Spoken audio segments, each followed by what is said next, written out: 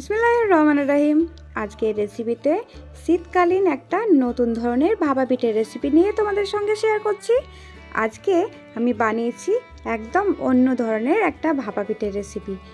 এই ভাপা পিঠের রেসিপিটা আমি গ্যাসের চুলা ছাড়াই বানিয়েছি। এটাকে আমি ওভেনে দিয়ে এটা খুব সহজে 2 মিনিটের মধ্যে বানিয়ে নেওয়া যায়। তবে চলুন দেখে নিন এটা বানাতে কি কি উপকরণ লাগে। প্রথমে আমি এখানটায় নিয়ে নিয়েছি একটা থালার মধ্যে শুকনো চালের গুঁড়ো। এটা আমি বয়েল চালটা নিয়েছি, যেটা ভাপা চাল হয় সেই চালের গুঁড়োটাই আমি এখানটায় 3 কাপ মতো নিয়ে নিয়েছি। আর স্বাদ মতো লবণ দিয়ে দিয়েছি।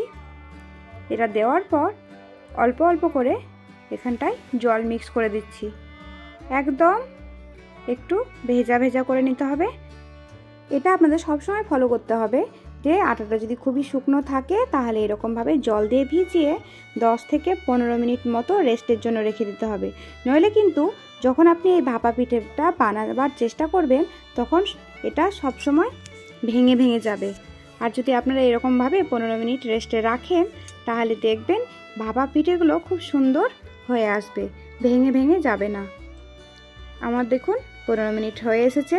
এবার আমি পিঠের জন্য যে আটাটা রেস্টে রেখেছিলাম সেটাকে আপনাদের দেখাচ্ছি কেমন ঝুরঝুরে টাইপের হয়ে গেছে।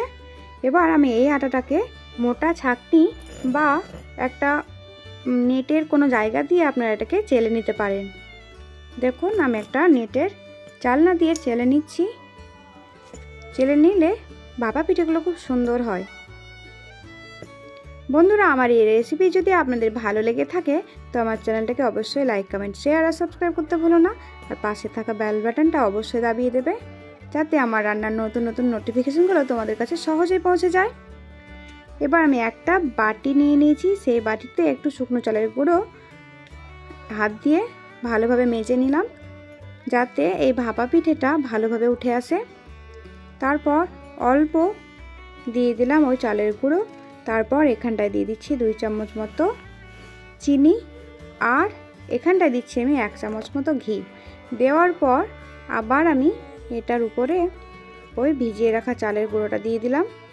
দিয়ে একটু হালকা হাতে প্রেস করে দিচ্ছি। দেওয়ার পর একটা মাইক্রোওভেনের থালার উপর এটা দিয়ে দিলাম। দিয়ে দেওয়ার পর এটা তুলে নিচ্ছি। এরকমভাবেই আমি প্রায় সব ভাপা পিঠেগুলোকেই বানিয়ে নেব। আপনারা হয়তো ভাবছেন জলের ভাপ ছাড়া কিভাবে আমি ভাপা পিঠে বানাবো, কিন্তু এটা খুব সহজ পদ্ধতিতে একটা ভাপা পিঠের রেসিপি। এটা বাড়িতে অবশ্যই ট্রাই করে দেখবেন। এটা আপনাদের 2 থেকে 3 মিনিটের মধ্যে ঝটপট তৈরি হয়ে যাবে। এতে কোনো জল ঝামেলা ঝঞ্ঝট কিছু লাগবে না। দেখুন আমি এরকমভাবে প্রায় সবগুলোকে একটার পর একটা বানিয়ে নিচ্ছি। একটা থালার মধ্যে আমি এখানটায় 4টে ভাপা পিঠে দিয়ে দিলাম। তারপর আমি মাইক্রোওয়েভের মধ্যে দিয়ে এটা 3 মিনিট টাইম সেট করে দিয়ে দেব। 3 মিনিট হয়ে এলে আমার এই ভাপা পিঠেটা প্রায় রেডি হয়ে আসবে। তবে চলুন আমরা দেখে নিই। আমার 3 মিনিট প্রায় হয়ে এসেছে। ভাপা পিঠেগুলো আমি বের করে নিয়েছি। দেখুন কত সুন্দর লাগছে দেখতে। এবার এগুলো তুলে দেখাচ্ছি। দারুণ সুন্দরভাবে এগুলো সেট হয়ে গেছে, একদম বাটির মতো হয়ে এসেছে।